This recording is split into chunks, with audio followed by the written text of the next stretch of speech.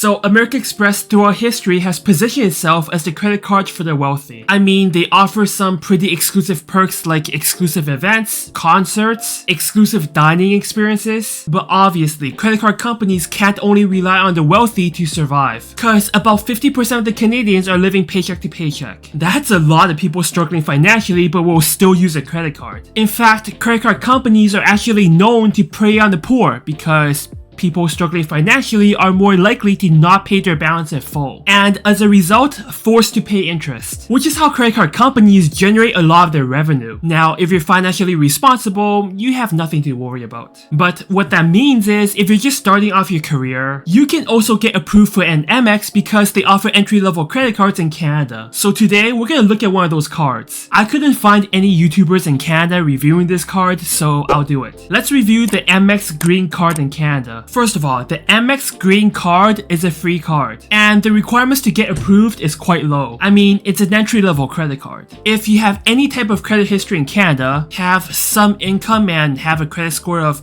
600, you're most likely going to be approved. This card basically introduces new customers to the Amex bigger ecosystem. We'll talk about that under perks later. In terms of sign-up bonuses, 10,000 points when you spend $1,000 in the first 3 months. Now, for the people that's new to the Amex point system, Amex points by itself is worth about 1 cent per point. But if you transfer over to Aeroplan points, which is the best way to maximize the value of each Amex point, each point can be worth up to 2 cents, sometimes even more. I'll explain more later. So that 10,000 point bonus is worth about $100 to $200 depending on how you redeem it. To get more cash back, sign up using Great Canadian Rebates and get an extra $30 cash back. So for free card, the sign up bonus is pretty decent. Now let's talk about the rewards, which is very simple. Just a straight up 1 point per dollar spent, and an additional point when you make purchases on Amex Travel Online. As stated before, 1 point is worth about 2 cents if you exchange it for Aeroplan points. Here's the problem I have with Aeroplan points, and it's not talked about much. First of all, Aeroplan's point value is actually all over the place. I've heard that it's actually possible to redeem a value of up to 6 cents per point under absolutely perfect situations. Most likely redeeming for business or first class flights. And to be honest, you need a lot of points for that. Most people will never get there. When I flew to Toronto in economy class, I got about 1.55 cents per point. Obviously, nowhere near 6 cents per point and not even 2 cents per point. That 2 cents per Aeroplan point is what people claim to be average. And to be honest, if you're redeeming for flights in economy class, it's actually not easy to get a value of 2 cents per point. And for most people, it takes way too long to save up for a business or first class ticket. I don't think many people understand that. That being said, let's assume that you're getting 1.5 to 2% return on your purchases using your Amex Green Card. Look man, that's still pretty damn decent. Next, let's talk about the insurance. This card offers average insurance coverage given that it's a free card. It offers extended warranty of up to 1 year and purchase protection of 90 days. That's pretty standard for an entry-level card. Next, let's go into the perks. Here's the thing, I have a love-hate relation with Amex perks. They advertise all these amazing perks, like front-of-line pre-sale tickets, reserved tickets, all these dining and entertainment experiences, which by the way aren't free because you still have to pay for it. To be fair, Amex offers way more perks than other credit card issuers. Here's the problem.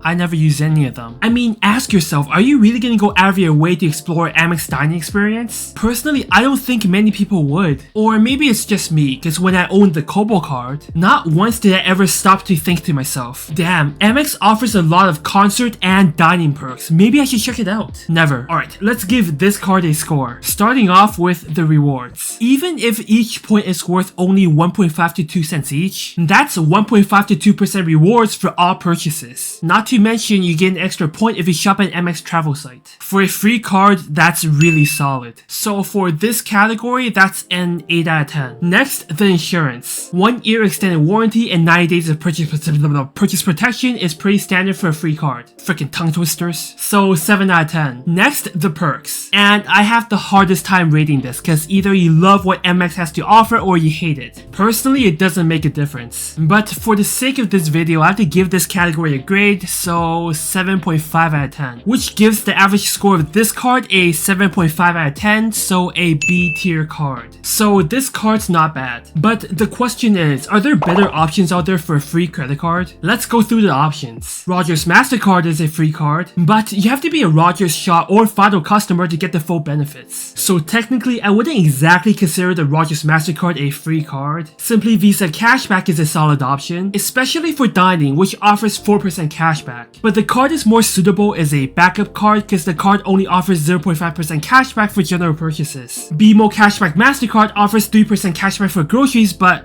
low rewards for other categories. So again, more suited is a backup card. How about Amex Simply Cash, the other entry-level credit card for Amex? 1.25% cashback for general purchases is decent, I guess. But for free entry-level credit cards, it certainly seems like the Amex Green card is the best credit card in Canada for general purchases. So if you pair this card with Simply Visa Cashback, BMO Cashback MasterCard, you'll have a pretty solid free card combo which nets you 4% cashback for restaurants, 3% for groceries, and at least 1.5% rewards for general purchases. Anyways, that's it for today. If you learned something from the video, please consider a like and sub. As always, I make financial tips for Canadians in my long-form content and financial comedy in my shorts. Thank you for watching, and I'll see you next time.